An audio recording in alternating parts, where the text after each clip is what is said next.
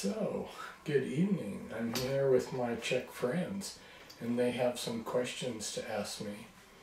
Now, one of the things that they asked me was, what do we call these different creatures that we hear about? We hear about all these alien races, and we hear about fallen angels and archons and Nephilim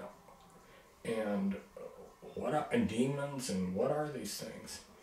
And so I have been asking myself this very same question. You know, it's a good question, the $1,000,000 question. The thing that's a little, I don't know, maybe you might say unnerving, but if you look at Sir John Dee, he was the chief advisor for Queen Elizabeth and the top magician in England in 1580s. And he conjured up, using magic, he conjured up a spirit or a demon that looks exactly like a gray alien. And then there's been throughout history, other people that have used magic and they've gotten something that looks like a gray alien. So this gives me a strong clue that maybe these gray aliens are not really aliens in the terms of, and I have a tape recording of this one alien speaking, and he said, I've been here on Earth for like 500,000 years, you know, and I'm like, okay, you know, when do we quit calling them aliens? They've been here longer than us. We're more alien than them. I mean, they've been here longer than us.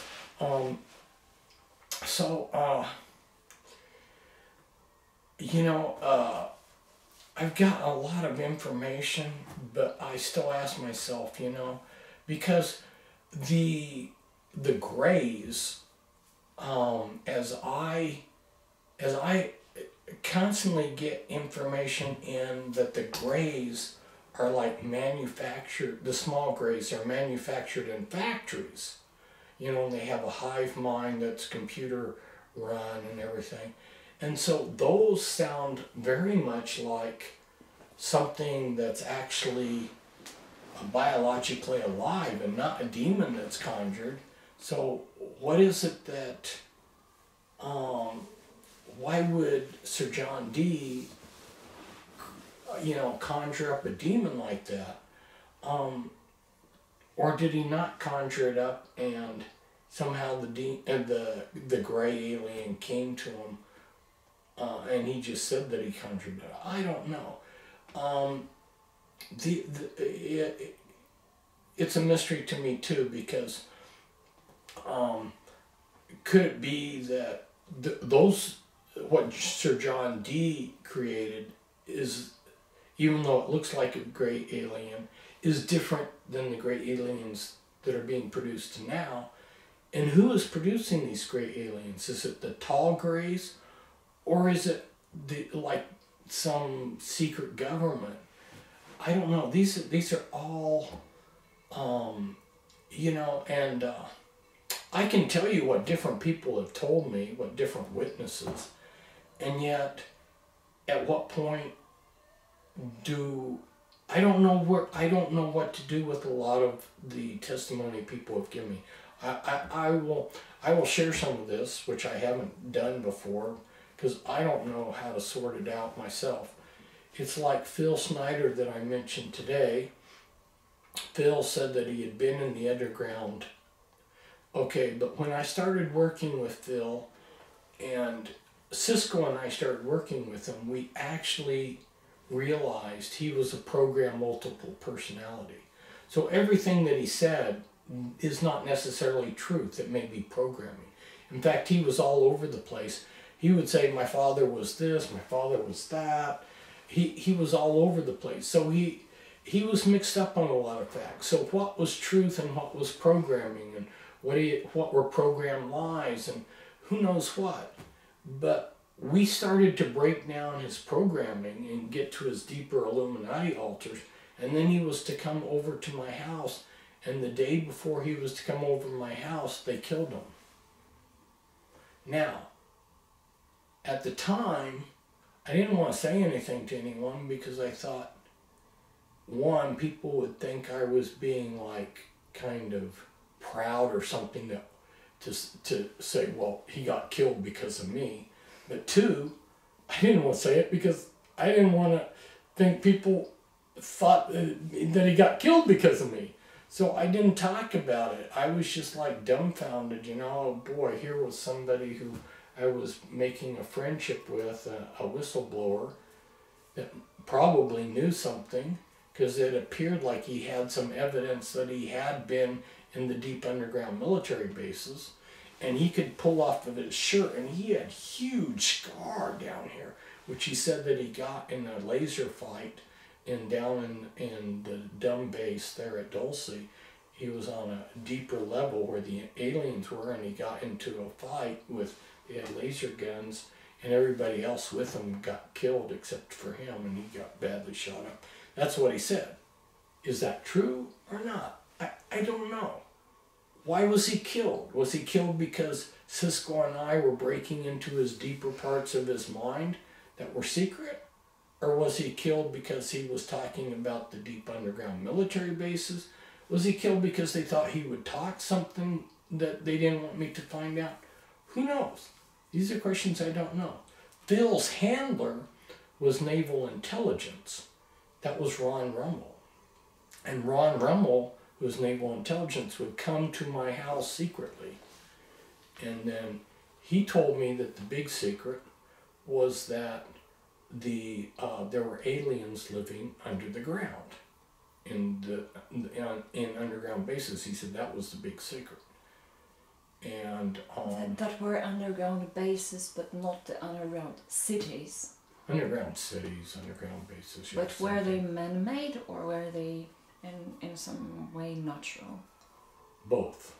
Yeah, okay. Some of them were actually caverns. Mm-hmm. And so this is what he told me was the big secret. Okay, and then I had a big trip planned because I had been doing all this research, and I had a trip planned with my family. And I mean, my family had to have a lot of patience because I was always gone researching, writing, blah, blah. So I could not change plans. I mean, I had to go on this vacation with them to family reunions and other things. And so the afternoon before I'm to leave, Ron Rimmel runs over to my house secretly. He says, they're going to kill me. They're going to kill me. Here, take this suitcase. They're going to kill me. So while I was on the trip, they killed him. So why did they kill him? I don't know. Was the things he was telling me about underground bases and aliens living in caverns and underground true? Or did they kill him for another reason? I don't know. As far as I know, that was about all that he talked about, so I don't know why they would have killed him for any other reason except that. I don't know. Was it long ago? Pardon me? Was it long ago? When did it happen? 1993. So it happened in July 1993. So yeah, I've been at this for a while. Let's see, some of the other things. Some people that I interviewed that had been supposedly abducted by aliens, it was obvious that they were just under human mind control. Mm. And I think that they were either abducted by humans and told that the humans told them more aliens just to cover up what the humans did. To the MILAB project? Pardon me? MILAB project? Yeah, this kind of stuff. And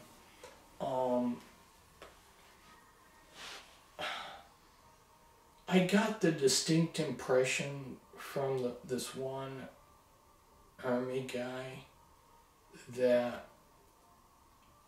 we're dealing with some heavy-duty alien races, but and a number of people just like they know that they're gonna die, and they say, okay, I want to confess what I know, you know, and it's like, okay, we really do have aliens because I saw them when I was in the space, whatever.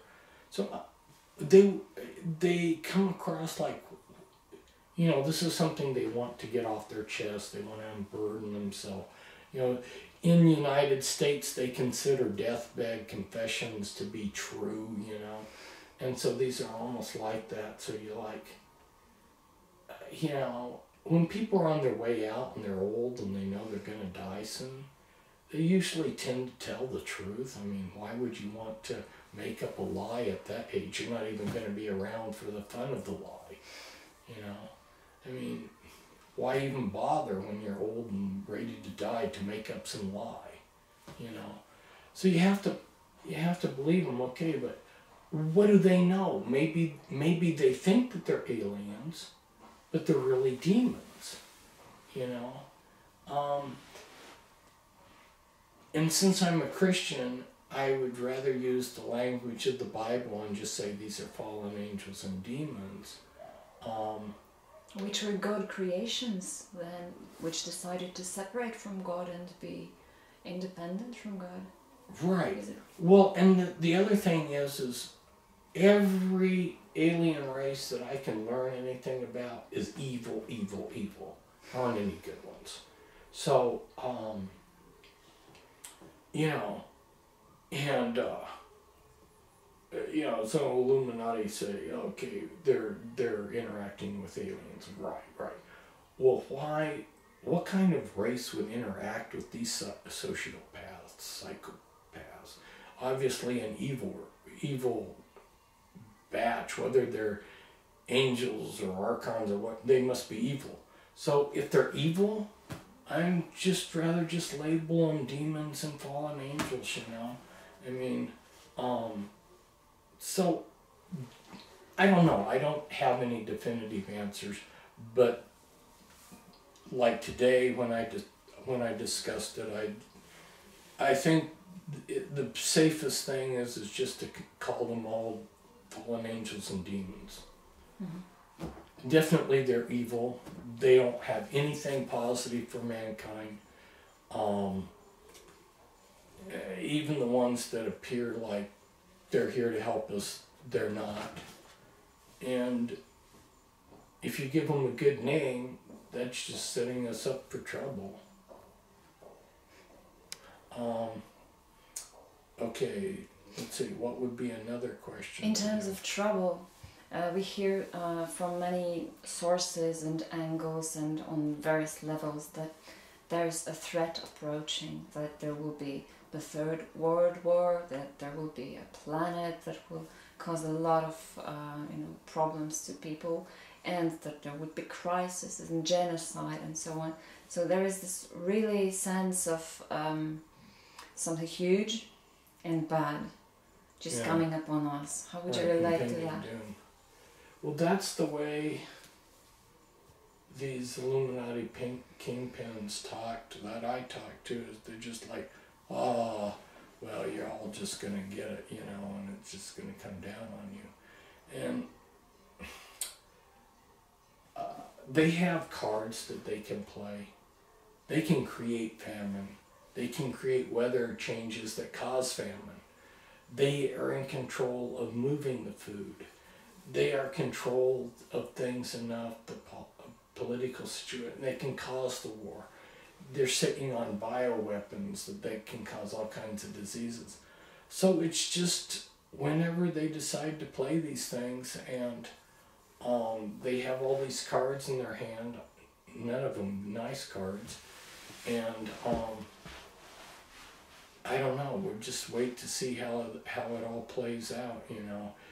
I tend to think that once they start playing one bad card, they're going to start playing them one after the other and hit us from so many different ways. I think first there'll be famine and war to weaken us, and then they'll hit us with disease.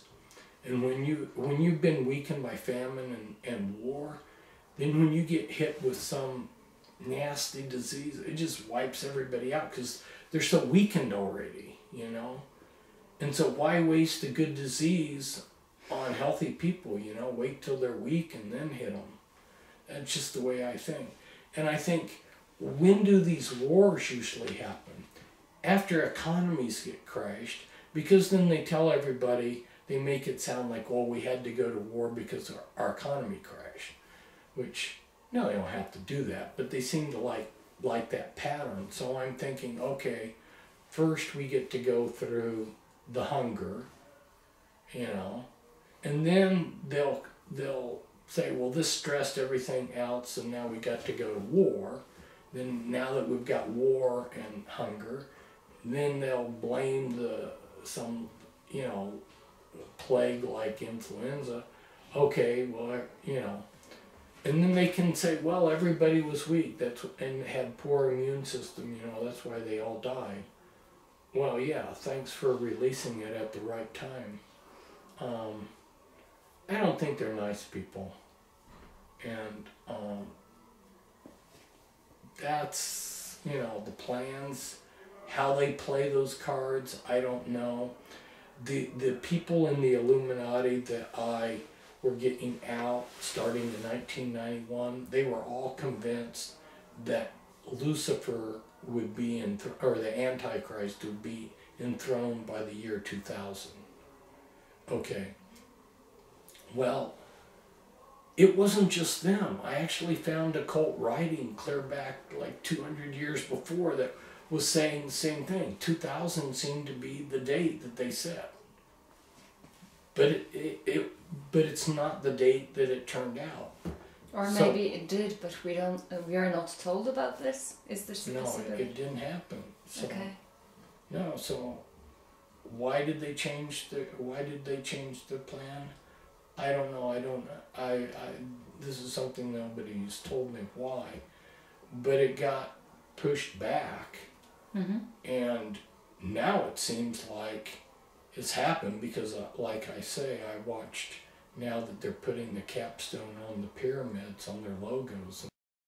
It's like, okay, well, they just showed us that they got that in place, but he's not gone public as far as I know. I mean, a lot of people say, okay, Obama's the Antichrist, this person's the Antichrist, I don't believe it. I don't know. Another interesting question. I don't have all the answers, and I'm skeptical. I don't grab just because somebody says something, doesn't mean I'm going to believe it. It's just like, I wrote a book on the reptilians back in 1993 and then didn't do anything with it. And then 2 years later, 2.5 years later, David Icke finds out about the subject and he ran with it. You know, well, I said, fine, let him run with it. Because for me, until I could feel more comfortable that I knew something solid, but my viewpoint was okay, so 50 people tell me about the reptilians. What's that mean?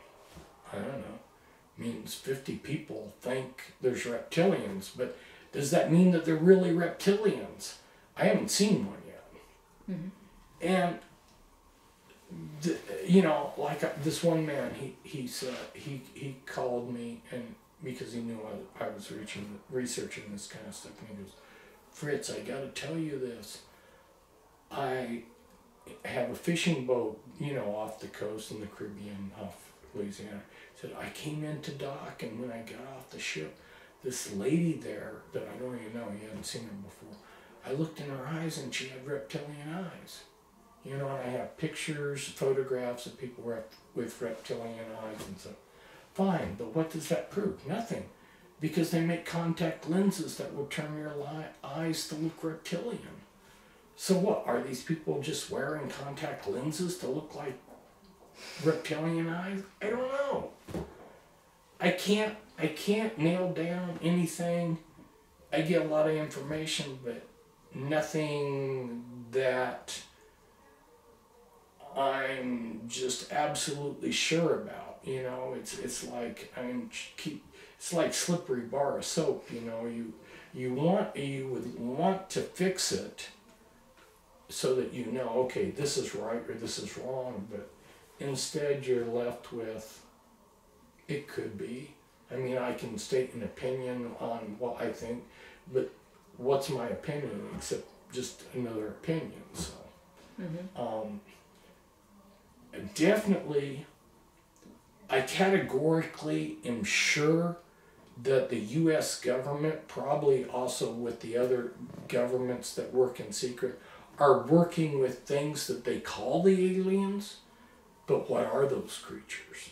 Yeah. Because I don't trust our government. I don't trust our government not to work with demons, because the people that run it are Luciferians, you know. So they would be happy to work with demons and then turn around and call them aliens. Mm-hmm. This is, yeah. And I see that David Icke is just, he's not calling them aliens either. He's calling them Archons. So that's interesting. He's... Or artificial intelligence as well. Yeah, so he's come over to where I am, and he shifted from, okay, these are aliens, to, no. These are just, this is evil critters of some kind. But I didn't hear him calling them aliens, and I thought that was very interesting. Mm-hmm. Yeah, I don't think, I can categorically say this, 100%. None of these came from other planets. They're interdimensional if they're coming from somewhere. And that, if I was a betting person, I would say some of them I would say I'm about 80% or 95% sure they're interdimensional. They're coming through interdimensional portals. They're not coming from outer space. And if I was a betting person, I would bet that there's other dimensions.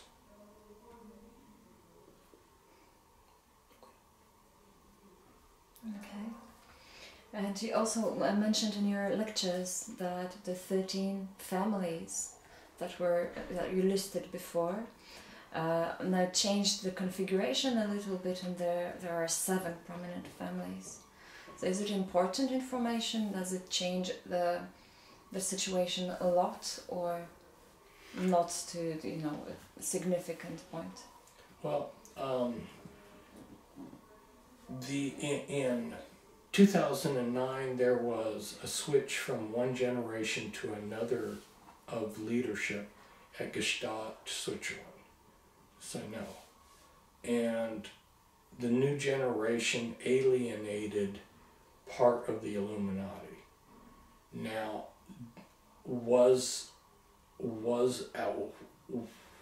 how exactly did that split occur?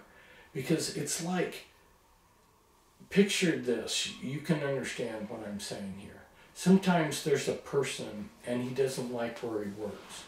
So he walks out of the office. He says, "I quit." And the boss says, "You're fired." Now you ask the two. The employee says, "Hey, I quit." The boss says, "I fired." Well, which is it? You know, I mean, it's kind of like, which came first, chicken or the egg? So I'm not sure exactly where you break the split down, whether the leadership of the Illuminati kicked them out or whether they left, were they fired or did they quit? But there was a split, and because they had this split, the Bushes are not with this factor, and the Collins are not with them either.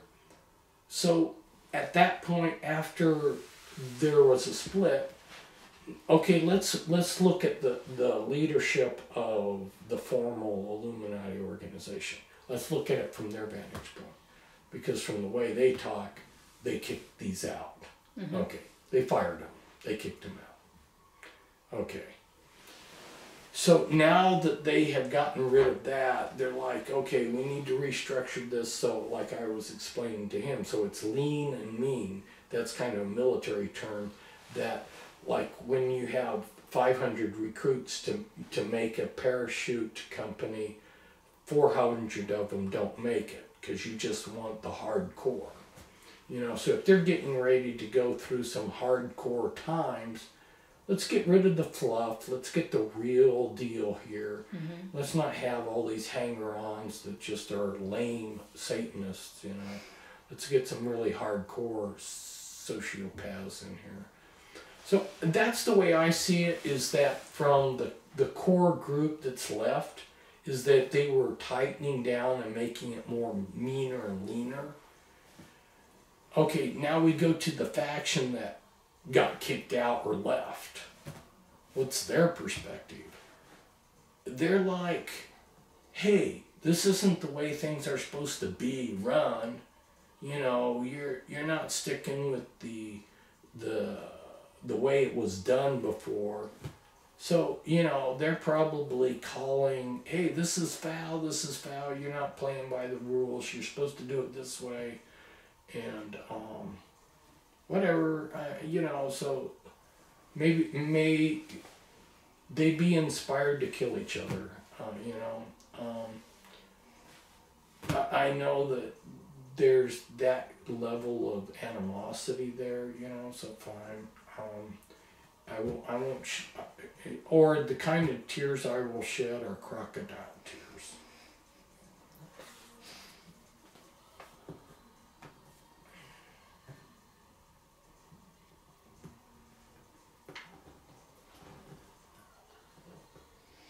Oh yes, we definitely wanted to congratulate you on the Peace Prague Award that you were given. Oh, thank you. I think it's it meant a lot to me. I don't know if I expressed enough of that when I was accepting it, but for me, I am a man of peace, and but that's hard for people to realize, but I made a lot of choices along that way. You know, I gave up a military career because I didn't want a military career. I wanted to be a man of peace. And I've tried to promote peace, but it may not be so easy for people to realize that, especially when what they see of me is not the peace part, but that I'm waging this crusade against this Illuminati corruption, you know. So, yeah, thank you. It meant a lot to me. It was, it really meant a lot to be honored that way. I mean, there were different ways that one could have honored me, you know, like Pulitzer Prize or something, which I don't deserve. But the Peace Award, I felt comfortable receiving. That was very beautiful, yes.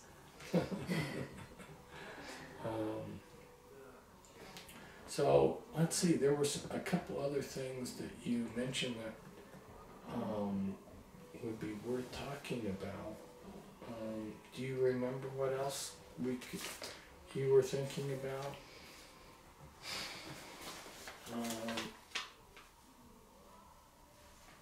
I can't remember. I remember that I had this idea that some people are calling, you know, the same things with different labels, or that there might be confusion over the same concepts. Right. Well, just what are we working with here, you know? And then David Icke says, okay, these people are shape-shifting. They're reptilians, they're shape-shifting. And I don't know exactly what to do with that concept either, because like the people I worked with that were getting out of the Illuminati, they were definitely just people. They weren't shapeshifters. Mm-hmm. And so I can categorically say I know that not everybody in the Illuminati is some pseudo person that's actually a reptilian that shapeshifts. But I'm not totally convinced. I mean, I've looked at some film of some of these people. If they're not shape-shifting, I don't understand what's happening then. It definitely looks like every now and then some of these people shape-shift.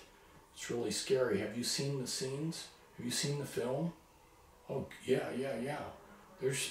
They're like filming somebody, and you watch their eyes, and their eyes shift reptilian. Well, that is not contact lenses. No. And then their tongues come out and they've got snake tongues. Ay, ay, ay, ay, ay, ay. So that gives a lot of credibility to what David Icke is saying. That these they're just pretend. In fact, I look at Obama sometimes, he doesn't look human to me. By intuition, do you mean that this is what your intuition tells you? Well, a combination, intuition or just looking. There's something about him that is just creepy that doesn't look human. He's just got a cold-bloodedness. It's almost like you're seeing something reptilian there. Yeah, if I was a betting person, just had to bet, I would bet that he's not human, but so yeah, I give credibility to the concept that there are reptilians. I just don't know how many there are. I can't buy into the idea that all in the Illuminati are, but there may be some. Or are we looking at like doubles? Like, is it possible that there's a Queen of England who's a person, and then there's a reptilian that pretends to be the Queen of England? And do you mean clones by saying doubles, or other people that pretend to... Just doubles from some way. I know that they have the ability to make robotoids. I know they have the ability to make clones. I know they have the ability to take people and like do plastic surgery and make doubles that way. So, yeah, I don't know. Again, you're left with the question of which way did they go making this? You know, they recently came out with, in fact, I just did an article which is really, it was an article explaining how they're able to take consciousness. Well, I was like, whoa, they just explained how they've been doing it with the robotoids 20 years ago. They were making robotoids, but then they would have to download the consciousness of the person that they were, or make a copy so that they could put that mind into the robotoid, right? But the robotoids that they were making like back in the 80s only had a lifespan of like a couple months. They didn't live very long. But they were putting their consciousness into them. And they just recently, there was some scientific paper that I had someone send me. And they're explaining that how they're taking the consciousness. I was like, whoa. Of people to put them in a robot then. With some mind control techniques or with neural techniques? That just downloaded into the robotoid's mind. And the article was saying that they're doing this so that they can put human minds into robots. Creepy. Yeah, creepy. But yeah, they were. What we're seeing is technology that they had 20 years ago. Now they're releasing and saying they just discovered this stuff. Wow. So it means that the technology that they have now is way more advanced. Yeah, exactly. Yeah, because they're releasing it to us about 20 years behind. True.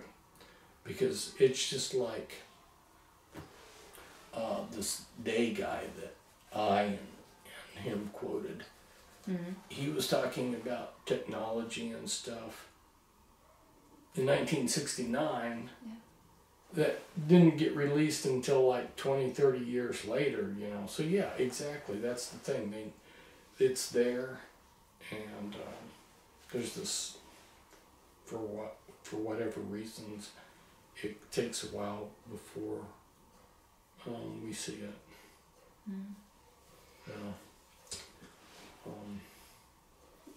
have you got an idea of or a vision of the nearest developments? How do you imagine this with some time span?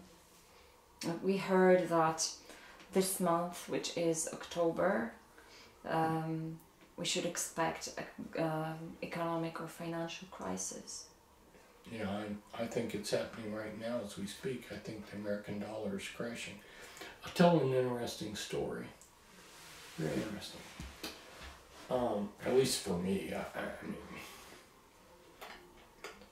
well, in fact, I will interrupt this story to tell another story. I'll get to the first story later. Years ago, way before 9/11, and I'm traveling in the airport, and this lady, she's really creepy. She probably was Illuminati, as creepy as she felt. And she's talking to another lady, and obviously they must not have known who I was. I'm sitting there waiting for a plane. And she's sitting there bragging, oh, there's going to be an event. These American people don't know what's coming. There's going to be an event, and the security at these airports is going to go way up. And she's like proud of this, you know. They're going to bring in the security, and they're going to be doing this. And I was like, whoa, this lady's insider knows what's coming. And spelling out, you know, what happened with 9/11.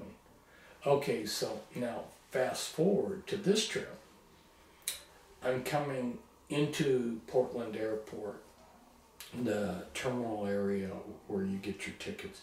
Now I've just gotten my boarding passes, and so I'm like, went to the restroom, and I came back to reshuffle my stuff. I don't know, I had to do something. So I put my stuff on a chair. And this guy's talking. And I don't know if he's airport security or something like this. He works at the airport anyway. And he's on his phone. And he goes, yes, that's what happened. Gold tanked. That's it. The economy's going to crash in 2 weeks. I said, yeah, you're right. So, I don't know, you know. And I'm going, oh, so it's going to crash, eh? He goes, yeah, that's the way they explained it. It's got to do this to get this. So who explained it? You know? I don't know. I know who he was referring to, but, you know, at least I'm not alone in thinking it's going to crash. Okay. Hopefully, well, it crashes, but maybe it won't be so bad. It will be hard to take America down. I don't think it'll be as... I have said that for 25 years. It's going to be harder to take America down than they think. But